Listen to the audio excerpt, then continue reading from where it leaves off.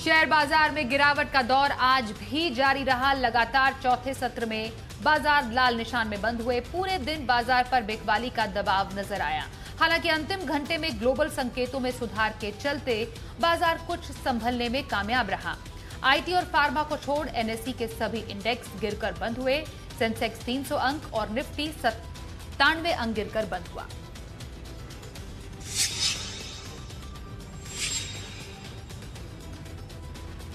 कल की भारी गिरावट के बाद सोने चांदी में आज भी बिकवाली का दबाव है। सोना दिन के दौरान 50,100 रुपए तक लुढ़का। वहीं चांदी तो आज इंट्राडे में 59,570 रुपए तक फिसल गई। दिन के दौरान चांदी में 1,500 रुपए से ज्यादा गिरावट देखने को मिली। कल चांदी में 6,800 रुपए तक की भारी गिरावट देखने को मिली थी। उधर अंतर्राष्ट्रीय बाजार में भी सोने चांदी में तेज गिरावट देखने को मिल रही है। कल जहां सोने में 3% तक की गिरावट दिखी, वहीं आज कॉमेक्स पर सोना $1,900 तक फिसल गया।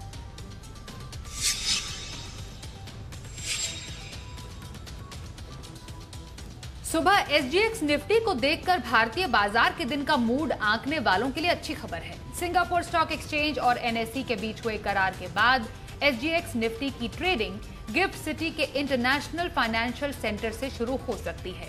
दोनों एक्सचेंज मिलकर गिफ्ट सिटी के इंटरनेशनल फाइनेंशियल सेंटर में प्रोडक्ट उतारेंगे। हाल ही में दोनों एक्सचेंजेस को अपने अपने रेगुलेटर से इसकी मंजूरी मिली थी। भारत सरकार ने भी इस शर्त पर रियायत दी है कि जब भी जरूरत होगी दोनों ही रेगुलेटर एक दूसरे देश के क्लाइंट का डेटा साझा करेंगे।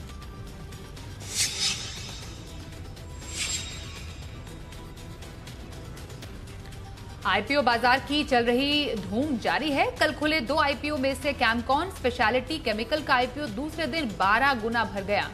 कैम्स का इशू बाजार बंद होने तक करीब 2 गुना भर चुका था। आज खुले एंजल ब्रोकिंग के आईपीओ को देखा जाए तो 76% वो भरा।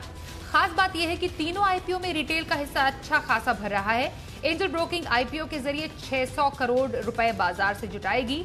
ये गुरुवार को बंद होगा, जबकि कैमकॉन स्पेशलिटी और कैम्स के आईपीओ कल बंद होंगे।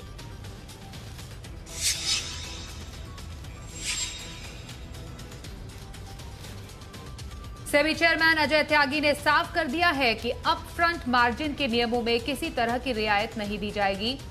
चेयरमैन ने जी बिजनेस के सवाल पर कहा कि यह व्यवस्था इसलिए लाई गई है ताकि लोग जरूरत से ज्यादा मार्केट में जोखिम न लें। उन्होंने कहा कि पहले की व्यवस्था का काफी दुरुपयोग किया गया। सेबी चेयरमैन ने भी दोहराया कि नए नियमों को लागू करने के लिए पर्याप्त मौका दिया गया भी था। सेबी चेयरमैन म्यूचुअल फंड के संगठन एम्फी के सालाना कार्यक्रम में बतौर चीफ गेस्ट हिस्सा ले रहे थे। ये सोच समझकर ये निर्णय लिया गया है और ये अब बिल्कुल ठीक चल रहा है। शुरू में इसमें टीथिंग ट्रबल थे, वो भी इसलिए क्योंकि अगस्त के महीने में हमने कहा था कि दोनों सिस्टम चल सकते हैं, लेकिन अगस्त एंड तक वो नए सिस्टम के प्रति किसी ने प्रयास बहुत कम किया, तो इसलिए जो लोड बढ़ गया था क्लियरिंग कॉरपोरेशन और डिपॉजिटरीज पे, उसलिए इसमें शुरू में सितंबर के पहले सप्ताह में कुछ समस्या आई। वो स्टेबलाइज हो गया है। ये सबकी भलाई के लिए है, इसलिए इसमें फिलहाल कोई बदलाव का हम विचार नहीं कर रहे हैं।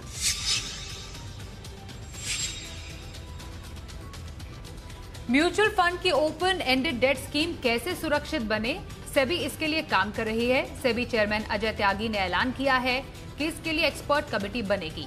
ये कमेटी स्ट्रेस टेस्टिंग, नकदी की स्थिति और जोखिम जैसे मामलों पर सुझाव देगी। साथ ही कमेटी ये बताएगी कि ओपन एंडेड डेट फंड में कम से कम रकम नकदी के तौर पर निवेशित रहे। सेबी चेयरमैन ने कॉर्पोरेट बॉन्ड मार्केट में लिक्विडिटी बढ़ाने की जरूरत बताई। सेबी चेयरमैन ने यह भी कहा कि इन्वेस्ट ग्रेड कॉर्पोरेट बॉन्ड के लिए सेंट्रल क्लियरिंग कॉर्पोरेशन बनाने पर भी विचार किया जा रहा है।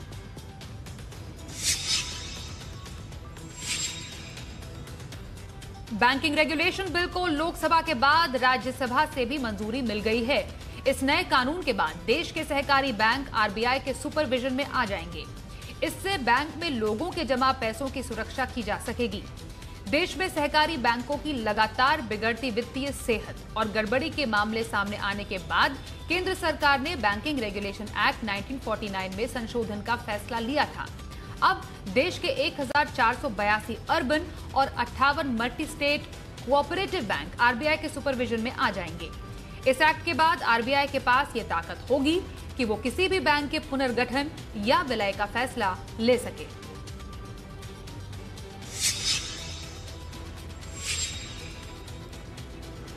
आज तीसरा किसान बिल भी राज्यसभा से पास हो गया। एसेंशियल कमोडिटी एक्ट में बदलाव को लोकसभा के बाद राज्यसभा से भी मंजूरी मिल गई। इस कानून के तहत अनाज, दलहन, तिलहन, खाने का तेल, आलू और प्याज को आवश्यक वस्तुओं की लिस्ट से हटाने का प्रावधान है। इस कानून के लागू होने के बाद उत्पादन, स्टोरेज, डिस्ट्रीब्यूशन पर सरकारी नियंत्रण खत्म हो जाएगा। हालांकि आपात स्थिति में स्टॉक लिमिट लगाया जाएगा। इससे पहले farmers produce trade and commerce और farmers agreement on price assurance bill को भी दोनों सदन से मंजूरी मिल चुकी है। नए कानून में किसान कहीं भी अपनी फसल बेच पाएंगे।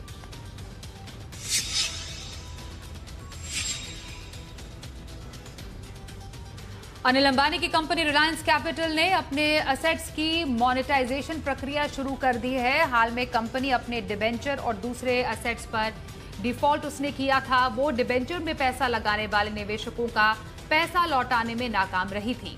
रिलायंस कैपिटल के मुख्य एसेट्स में रिलायंस सिक्योरिटीज, रिलायंस हेल्थ और रिलायंस जनरल इंश्योरेंस कंपनी शामिल है।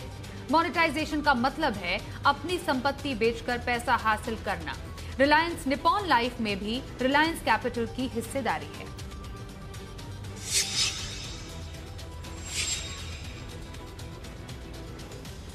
देश के सबसे बड़े बैंक एसबीआई ने रिटेल लोन वाले ग्राहकों के लिए पोर्टल की शुरुआत की है। इस पोर्टल के जरिए किसी भी लोन की रीस्ट्रक्चरिंग कराई जा सकती है।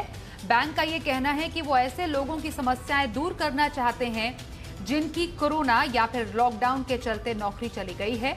जो ग्राहक रीस्ट्रक्चरिंग का विकल्प चुनेंगे उन्हें सामान्य ग्राहकों के मुकाबले 0.35% ब्याज ज्यादा देना होगा।